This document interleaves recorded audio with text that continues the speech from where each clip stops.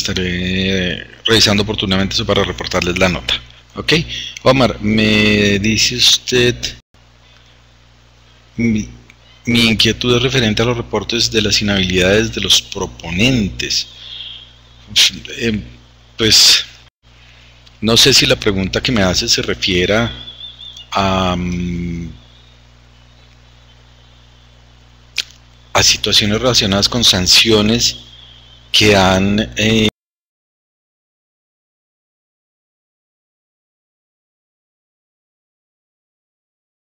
que han recibido los proponentes, o si se refiere a un tema en general de las inhabilidades. Si es un tema general de las inhabilidades, pues la manifestación de los proponentes creo que debe presumirse la buena fe de los mismos. En cuanto al reporte de las inhabilidades, pues depende. Si son personas naturales, ustedes encontrarán reportes en la página web de la Procuraduría, o en el caso de la página web de la Contraloría, y si no, en Cámara y Comercio, página de la Cámara y Comercio, donde estarán inscritas aquellas inhabilidades que hayan sido evidenciadas en un proceso de contratación de un proponente en particular.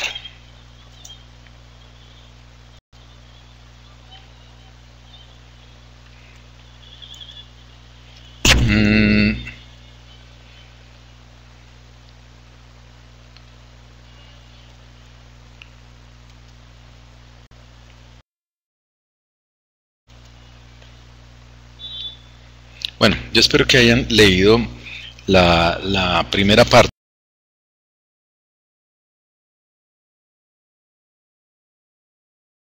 del módulo que habla de los principios.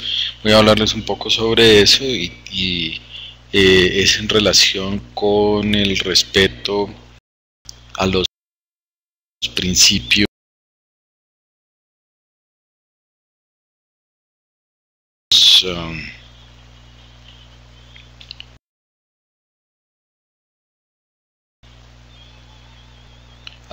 de la contratación. Omar, deme un segundo, por favor. Les estaba diciendo que lo primero que tienen que ustedes tener en cuenta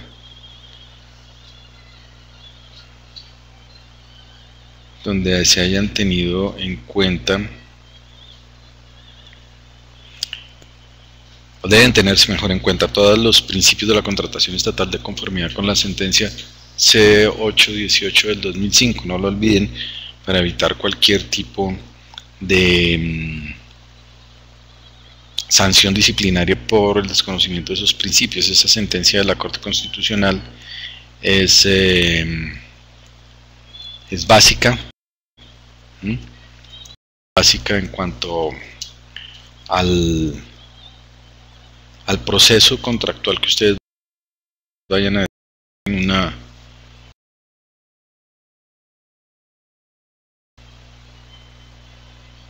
en una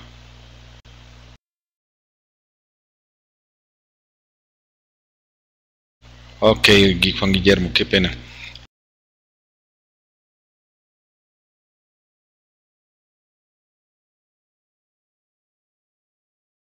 Entiendo.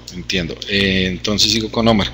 En cuanto al ejemplo de las 5 multas, un incumplimiento y 2 multas, ¿dónde puede encontrar esa información? ¿Me quiere especificar la pregunta? Si usted quiere buscar si alguien tiene un incumplimiento, 2 multas, 5 multas, no le entiendo la pregunta.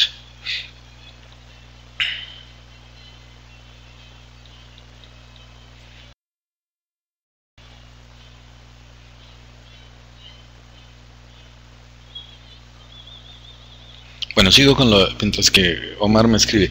Entonces les decía que los principios de la contratación estatal deben ser respetados de manera íntegra por parte de los funcionarios públicos, y esto en razón a que la falta de atención a dichos principios de la contratación estatal les puede ocasionar eventualmente disciplinarias por su desconocimiento, así lo dijo la Corte en esa sentencia que les he referido, C818 del 2005.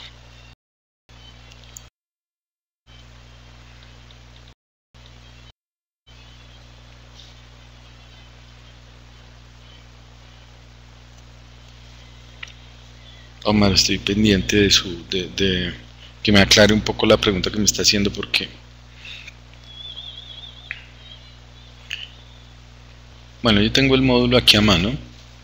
Entonces, en la página web de todas maneras había una presentación sobre los principios y los antecedentes de la contratación estatal.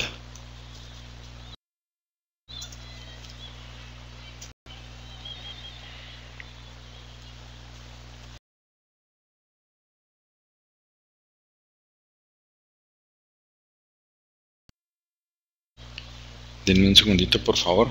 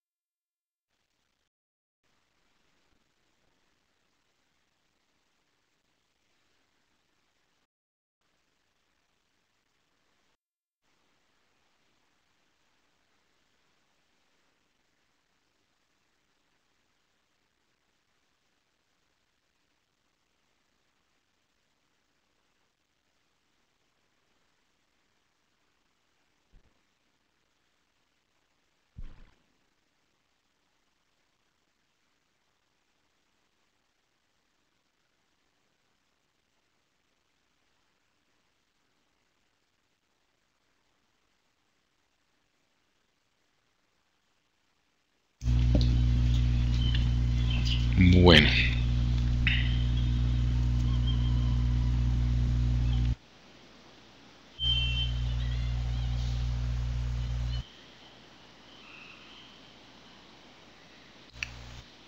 Ya, Omar, denme un segundo, le doy el ejemplo concreto. Entonces, mientras tanto continúo. Entonces les decía que van a encontrar ustedes allí una presentación, principios y con los antecedentes de la contratación estatal.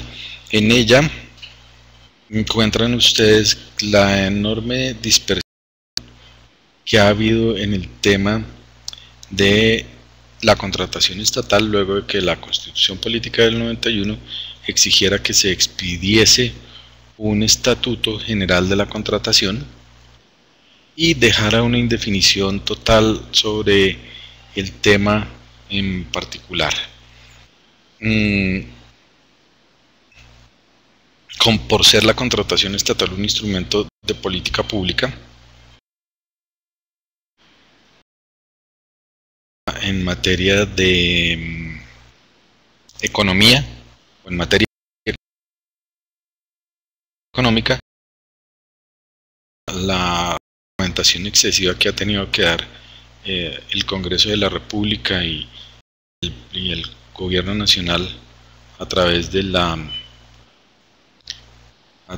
la potestad reglamentaria, pues ha generado una enorme disparidad y una enorme situación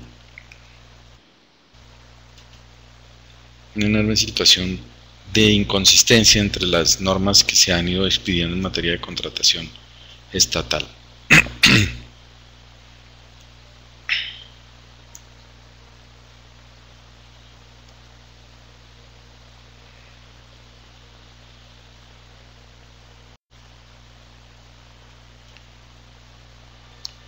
En cuanto al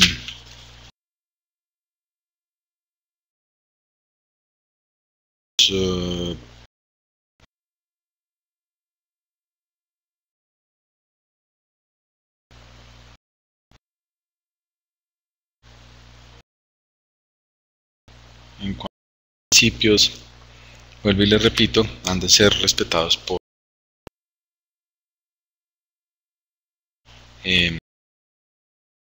contratistas. Omar, en cuanto a la pregunta que puntual, hay que hacer la revisión página por página respecto de las eventuales inhabilidades que haya sufrido o de las cuales haya sido expuesto un contratista. Vuelvo y repito, la Cámara de Comercio debe contener aquellas, y en los casos de Contraloría y Procuraduría también, en el caso del incumplimiento reiterado del artículo 90. La ley 1474 del 2011, Estatuto Anticorrupción, prevé la situación. Yo había también montado o había enviado un documento sobre el Estatuto Anticorrupción para que fuera revisado todos ustedes. No sé si tuvieron la oportunidad de mirarlo.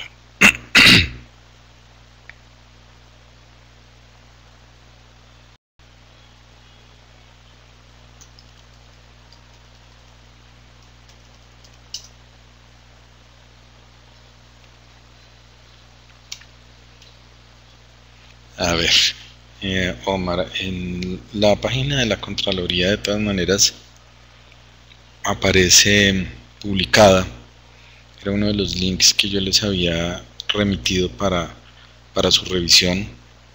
Aparece reportada o aparece allí alguna información al respecto.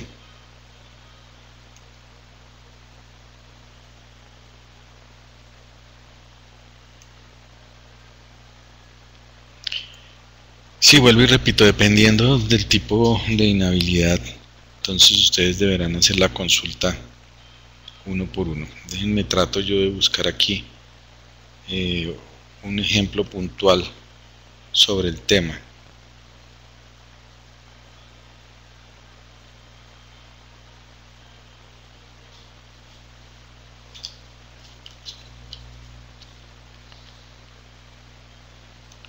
Bueno, mientras tanto, ¿tienen alguna otra pregunta o continuamos con el tema de los principios? Si tienen alguna inquietud sobre los principios o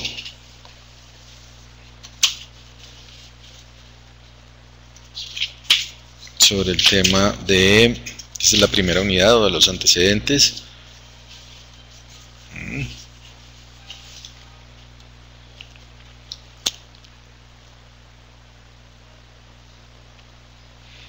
Voy a revisar, ustedes, Omar o Juan Guillermo, enviar preguntas a subir preguntas a la página web, porque yo tengo las respuestas acá a las preguntas que han formulado algunos de ustedes, pero no los encuentro a ninguno de los dos. Bueno, entonces continuemos. Algunos me preguntaban, por ejemplo, sobre el tema puntual, las sanciones que se encuentran en el estatuto relacionadas con los funcionarios públicos que son supervisores en los procesos de contratación, o que eventualmente son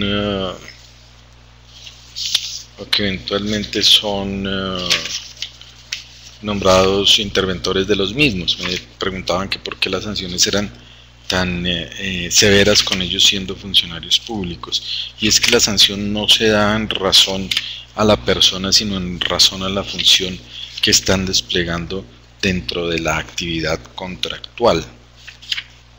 Bueno, entonces no es en razón a la persona, vuelvo y repito, a la calidad de la persona, sino a la calidad de la función que están desarrollando, y esto tiene que ver también con el Estatuto Anticorrupción, al cual se vio obligado el Gobierno Nacional a expedir por o en razón a los tratados internacionales que en materia de lucha contra la corrupción fueron suscritos por el gobierno nacional. Eso obligó a la toma de este tipo de medidas a fin de prevenir la corrupción. No con eso quiere estigmatizarse a los funcionarios públicos o a los contratistas o a las entidades del Estado, sino que se trata de que se garanticen y se cumplan los principios fundamentales de la contratación estatal. ¿Okay? Entonces, por eso existen en el estatuto una serie de sanciones y de penas a aquellos que infrinjan las normas relacionadas con la contratación estatal. También hablaba de las inhabilidades, o me preguntaban sobre las inhabilidades para que los ex empleados públicos contraten con el Estado dentro de los 2 años siguientes. Entonces, se refiere primero a los exfuncionarios y segundo, tienen que ser o tienen que haber estado vinculados con la entidad con la cual pretenden ellos contratar o establecer un proceso contractual dentro de los 2 años siguientes y obviamente que realicen la misma actividad que venían desarrollando. Por ejemplo, en el tema de educación, un funcionario que trabaje mediante un contrato laboral en una institución de educación pública no podrá luego si se ha retirado, ser contratista de la misma entidad y ojalá en la misma área, porque pues obviamente se aplicará la inhabilidad prevista en la norma. Bueno, otros me hacían preguntas sobre los consorcios y las uniones temporales y me decían, por ejemplo, que si las uniones temporales se podían volver permanentes, o los consorcios, pues en primer lugar, se denominan así por su temporalidad, porque tienen un espacio determinado en el tiempo y no son personas jurídicas como tales, sino que las personas que integran esa unión temporal, las personas naturales o jurídicas que integran esa unión temporal mantienen su condición y además de esto, son responsables, dependiendo del tipo de asociación que tengan, si es un consorcio o una unión temporal, son responsables o solidariamente o hasta por el monto de sus aportes, como haya quedado establecido en el documento privado que establece la unión temporal. Y pues podrían volverse personas o podrían convertirse en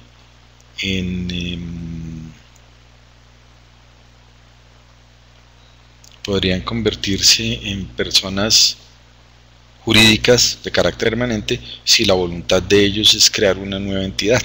Entonces la respuesta o la pregunta pues resultaría ambigua. Son temporales en la medida en que la norma prevé que son temporales, pero pueden convertirse en una sociedad distinta de carácter permanente que cumpla con los determinados requisitos. Recuerden que ellos se hacen, o este tipo de entidades se crean, este tipo de asociaciones se crean para cumplir los requisitos que se exigen dentro del procedimiento contractual.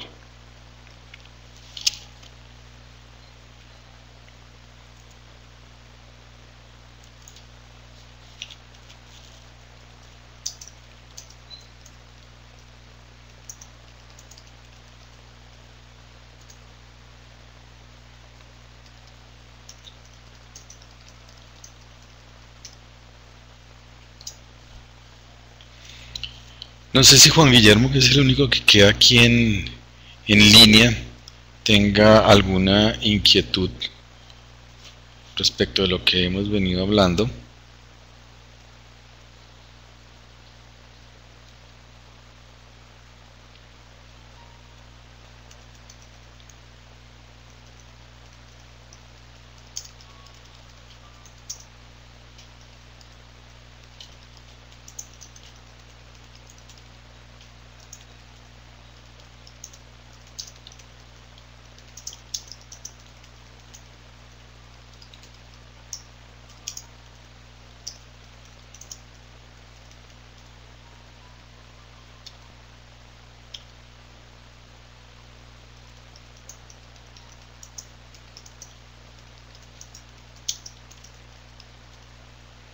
Bueno, el señor administrador les va a publicar el tema del ensayo para que ustedes tengan la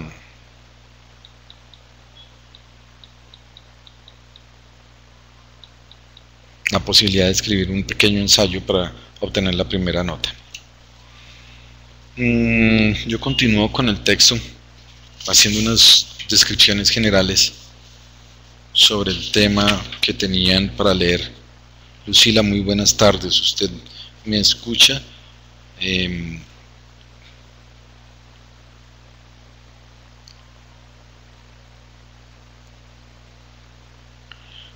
Me escucha y por favor me escribe cualquier inquietud que tenga. Buenas tardes, Lucila. Juan Guillermo me dice, tengo una pregunta respecto al principio de responsabilidad en materia de delegación. Para el caso específico de Invías, el representante legal, director general, delega responsabilidades en los directores territoriales y estos a su vez delegan la gestión de los contratos a los ingenieros. Bueno, Hugo. Mire. Sigamos adelante, doctor, no hay inconveniente. En esa pregunta.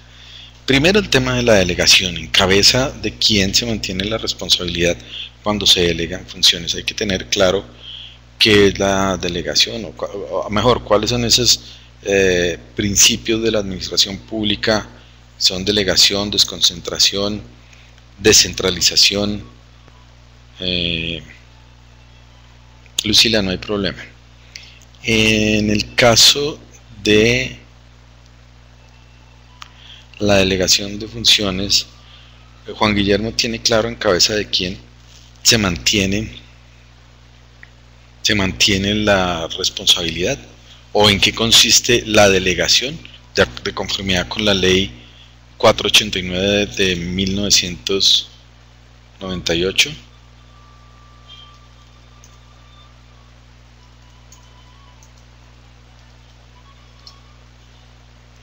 Estoy buscando la ley para darle la referencia exacta. Denme un segundo, por favor, porque tenemos que partir de ahí, de la ley 489 del 98.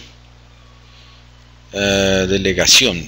Dice el artículo 9: las autoridades administrativas, en virtud de lo dispuesto en la Constitución Política de conformidad con la presente ley, podrán mediante acto de delegación transferir el ejercicio de funciones a sus colaboradores u otras autoridades con funciones afines o complementarias, sin perjuicio de las delegaciones previstas en leyes orgánicas, en todo caso los ministros, directores de departamento administrativo, superintendentes, representantes legales de organismos y entidades que poseen una estructura independiente, autónoma y administrativa, podrán delegar la atención y decisión de los asuntos confiados a ellos y los actos orgánicos respectivos en los empleados públicos de nivel directivo asesor vinculados al organismo con el propósito de dar desarrollo a los principios de la función administrativa. Y luego en el artículo 10 establece cuáles son los requisitos para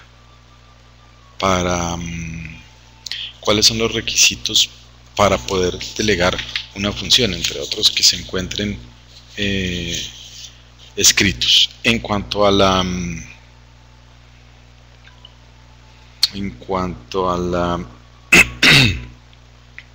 en cabeza de quién queda la responsabilidad en el tema de la delegación.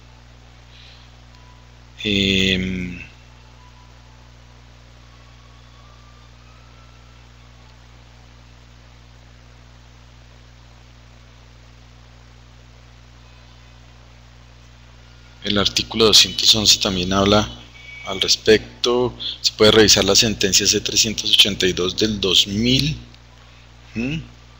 sobre la responsabilidad.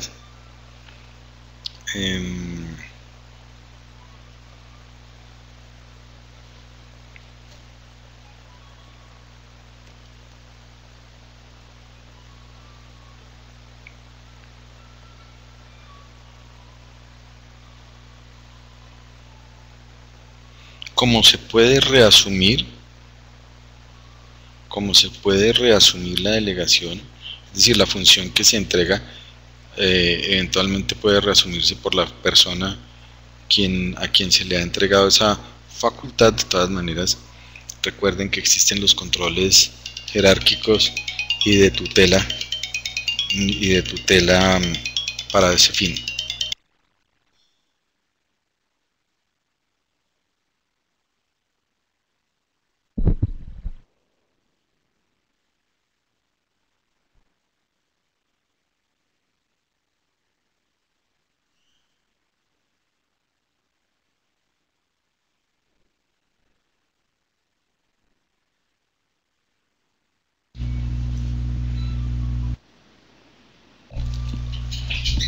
Lucila, ¿tienes alguna inquietud?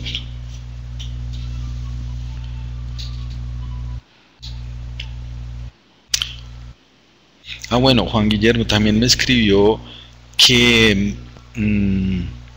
delegan la gestión de contratos en los ingenieros.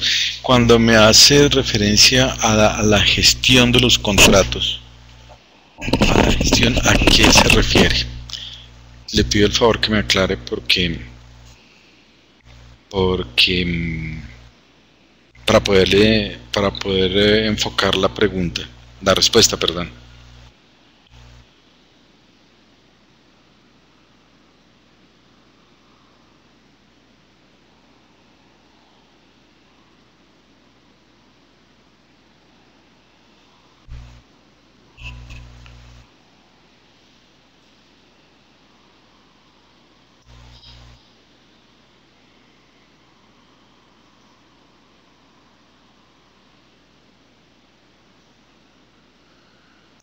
Bueno, usted se encuentra, vuelvo y le repito,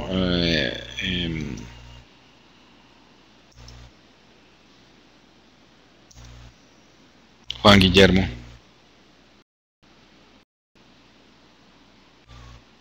La base de la 89 respecto a la responsabilidad. Miren, el artículo 12 de la ley 489 dice lo siguiente: la delegación exime de responsabilidad al delegante, la cual corresponderá exclusivamente al delegatario, sin perjuicio de que, en virtud de lo dispuesto en el artículo 211 de la Constitución Política, la autoridad delegante pueda en cualquier momento reasumir la competencia y revisar todos los actos expedidos por el delegatario con sujeción a las disposiciones del Código Contencioso Administrativo, hoy Código de Procedimiento Administrativo de lo Contencioso Administrativo, Ley 1437 del 2011. Entonces tienen que tener claro que la delegación exime de responsabilidad al delegante. Sin embargo, se mantiene el control jerárquico que se da en las entidades estatales justamente para prevenir cualquier situación que se presente con la expedición de los actos administrativos que elaboren las personas que están vinculadas con una determinada entidad. ¿Está claro, Juan Guillermo?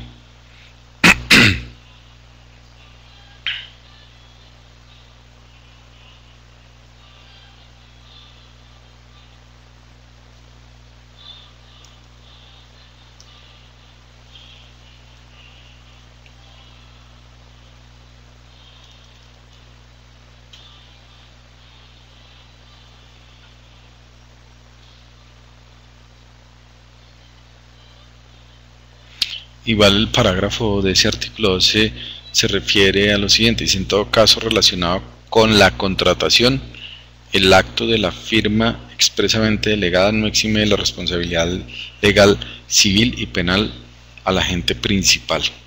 Pero sí es bueno tener en cuenta esos artículos 9, 10, 11 y 12 de la ley 489 y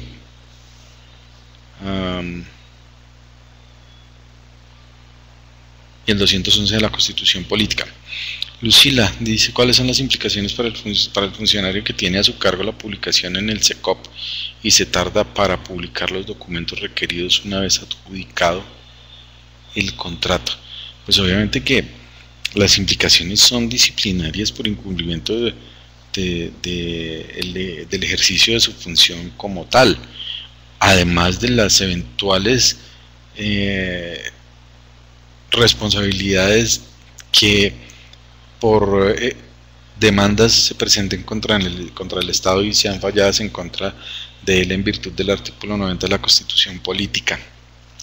Recuerden que si el Estado es condenado por acción u omisión de sus agentes, este podrá repetir contra los funcionarios que hayan ocasionado ese detrimento patrimonial humano y obviamente que además se ven expuestos a la sanción disciplinaria. Y si eventualmente esto genera una responsabilidad de tipo penal, pues también tendrán que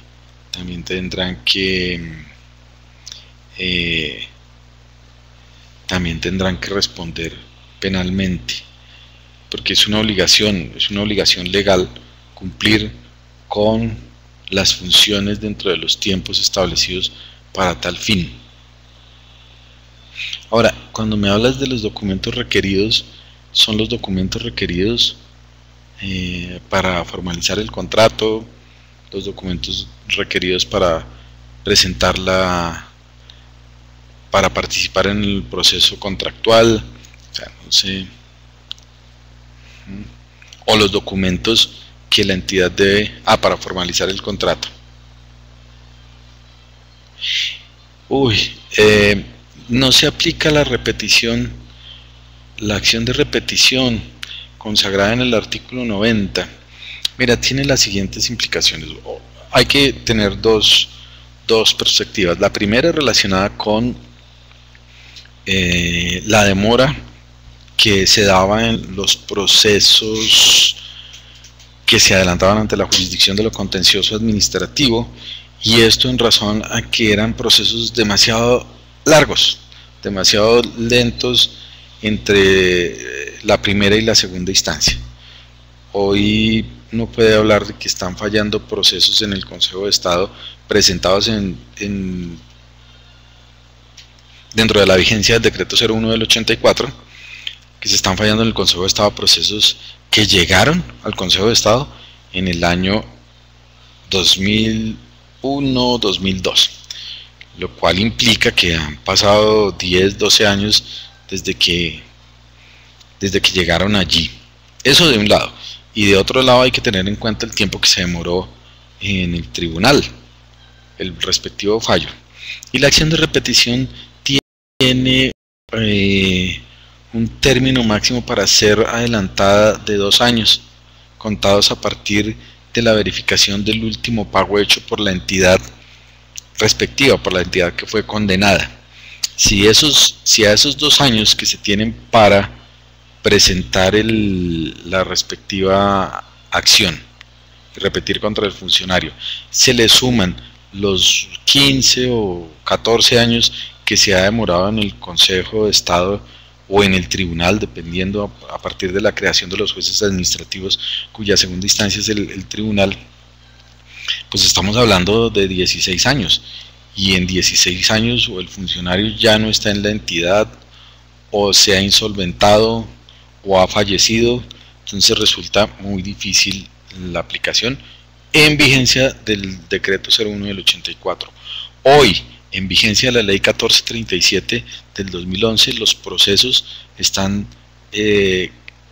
o mejor, las normas fueron establecidas para que el proceso tenga una duración de unos 2 años máximo, 1 año y medio.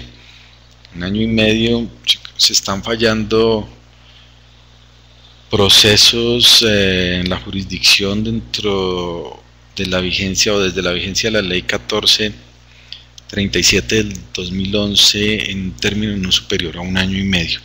Entonces pienso que en vigencia de esta nueva norma, de esta nueva ley, seguramente va a ser mucho más efectiva esa garantía que tiene la administración para recuperar los dineros que han salido del erario público con ocasión de las acciones u omisiones de sus agentes. Pero básicamente la razón es esa.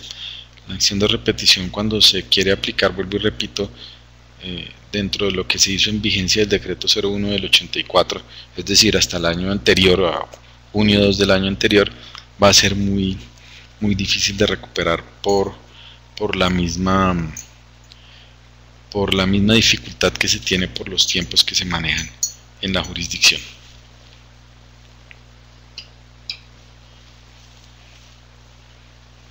¿Tienen alguna otra inquietud? Perdón, me voy a tomar algo para refrescar la palabra.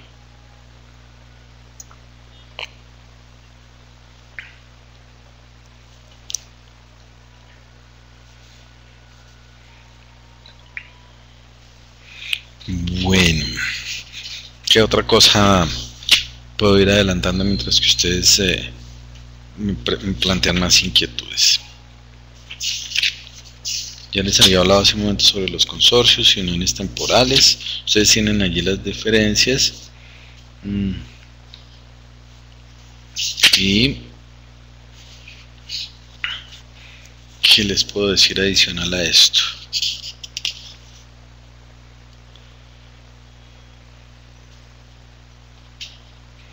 Bueno, me preguntaban, por ejemplo, qué pasaba cuando se demandaba a un consorcio o a una unión temporal, o si estos demandaban y debían acudir los que conformaban la unión temporal o el consorcio. Como la unión temporal o el consorcio no es una persona jurídica nueva,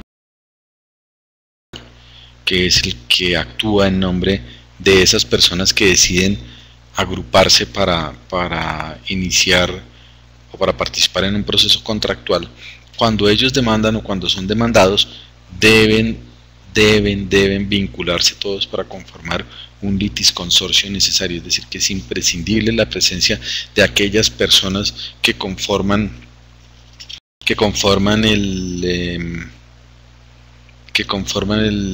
la unión temporal o el consorcio para proferir una sentencia de fondo. Si no, no lo puede hacer y se va a perder muchísimo tiempo en relación con este tipo de acciones legales que eventualmente puedan iniciarse.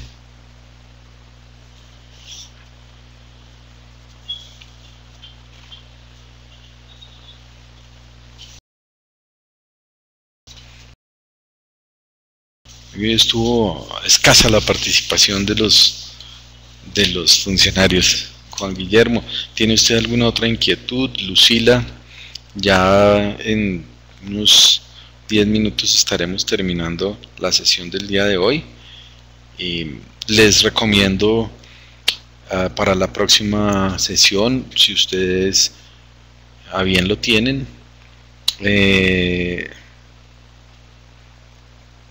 subir las preguntas o las inquietudes que tengan al foro de preguntas que para tal fin se habilita.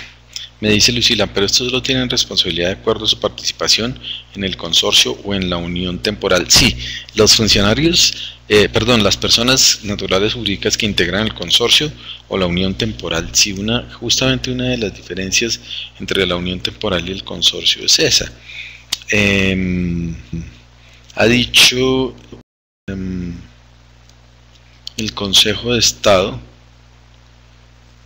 en donde dice lo siguiente: la posibilidad de quienes la integran, en el caso del consorcio, que determinan cuál ha de ser de cada uno en la ejecución objeto del contrato, de tal manera que, sin perjuicio de la responsabilidad solidaria en el cumplimiento de la propuesta y del contrato, los efectos de los actos sancionatorios ya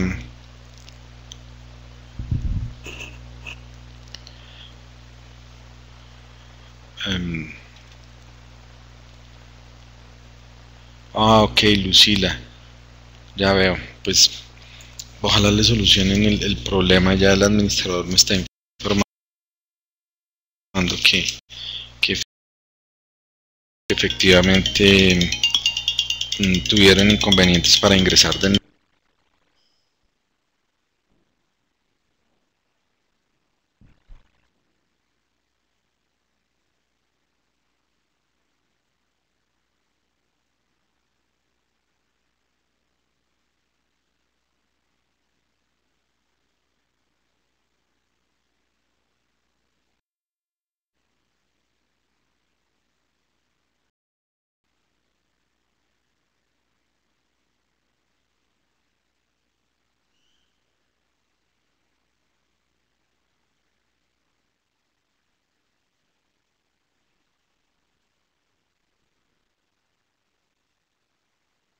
Bueno, veo que acaba de integrarse José René. Muy buenas noches. Muy buenas noches. Entonces termino, Lucila, perdón. Sí, dependiendo de la sociedad, del tipo de agrupación que sea, bien sea consorcio o unión temporal, la responsabilidad depende de la participación, depende primero del tipo de asociación y segundo de la participación de las personas que integran ese consorcio o unión temporal. Para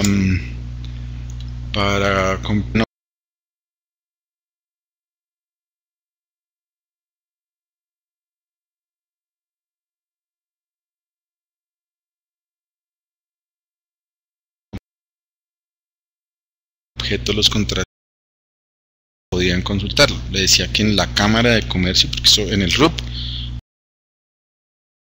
porque es obligación y las incompatibilidades de los contratistas allí en el RUP, lo revisan en la Cámara de Comercio.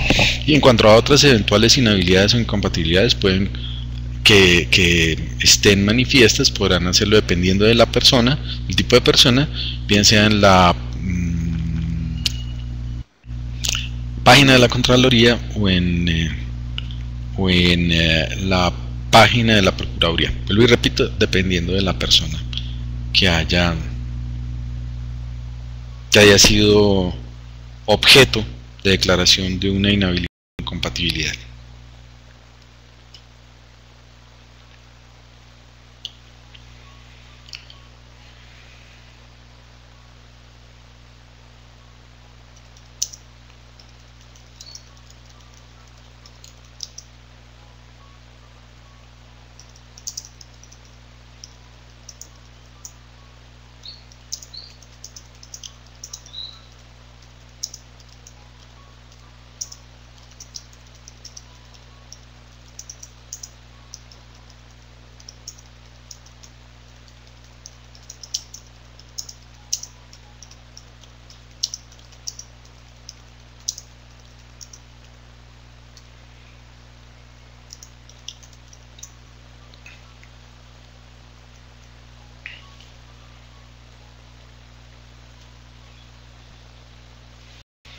Lucila, ¿cómo hace la entidad para determinar si varias personas de las que participan en un proceso tienen un grado de consanguinidad?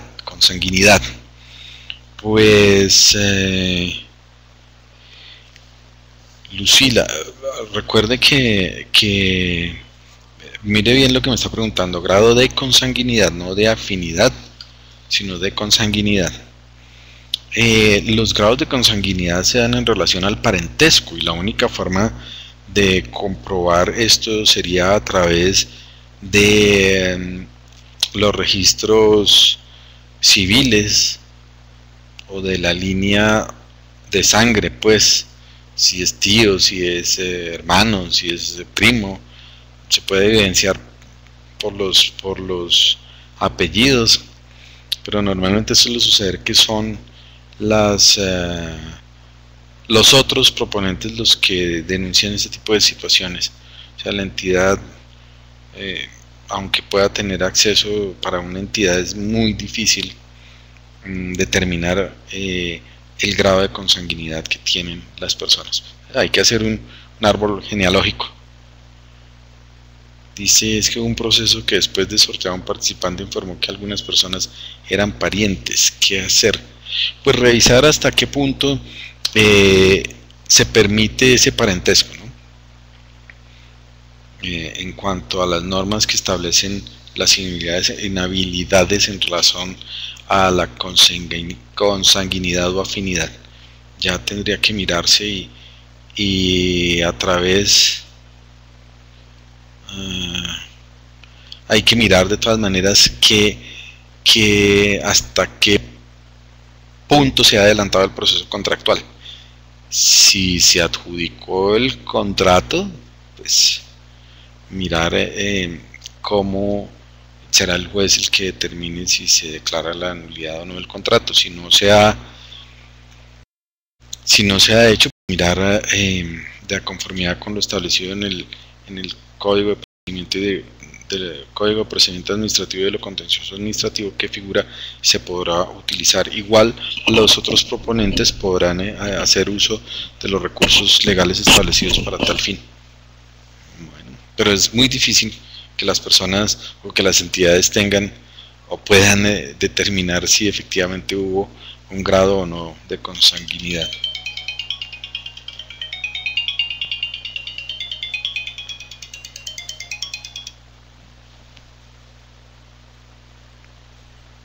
Solo estaba sorteado y compulsó una copia a la Procuraduría y a la Fiscalía.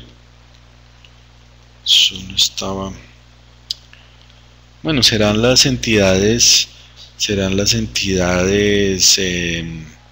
ellas se encargarán, en especial la Fiscalía, de determinar, la Procuraduría, si hubo o si hay esa consanguinidad, y se determinará dependiendo de la investigación que se realice.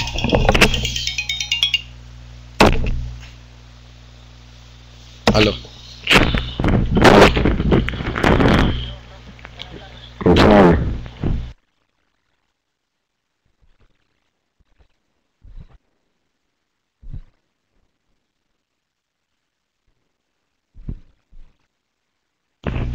Aló. Entonces, Lucila, espero que te sirva la respuesta.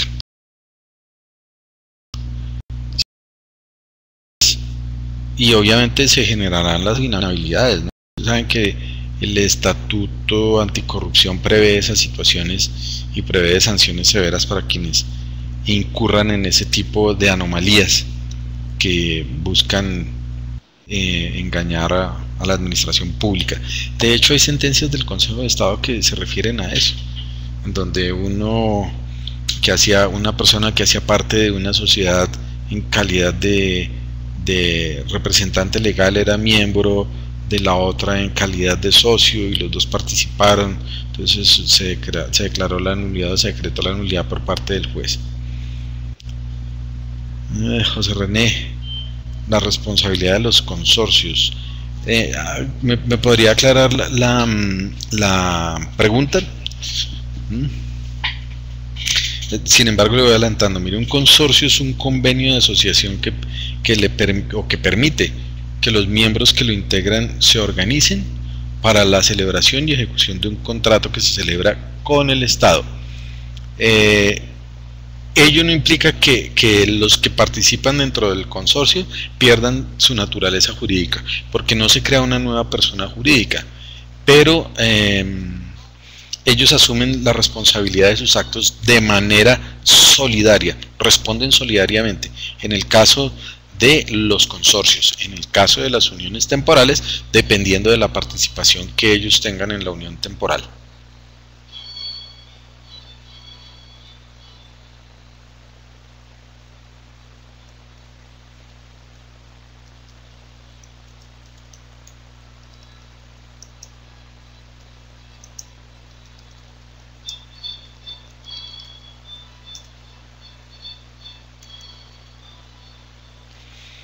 Bueno, de antemano les doy las gracias por participar hoy en esta videocharla. Espero que la próxima sesión sea más nutrida y que se solucionen las dificultades que se presentaron el día de hoy. Y no olviden que se va a subir un tema para que elaboren un pequeño escrito a fin de subirlo a la página web y yo evaluarlo para los temas de la nota que ha de reportarse después de cada uno de los módulos que vamos evacuando. También les recuerdo que pueden subir sus preguntas al foro de preguntas de la página del diplomado en el transcurso o en el tiempo establecido para tal fin, y yo procuraré dar respuesta a esas interrogantes por escrito a través del chat y obviamente aquí en la videocharla para socializar entre todas las inquietudes que ustedes tienen y pues aclarar ese tipo de dudas que ustedes han manifestado en en el transcurso de esta semana y después de la lectura que hagan de la unidad 2. Les recuerdo, no olviden darle una revisadita a la bibliografía que se les ha entregado, mirar los temas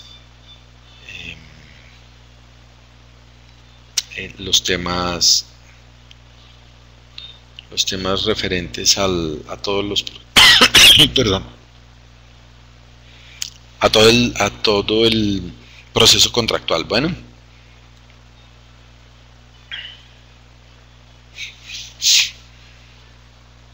Lucila, lo mismo para usted, descanse.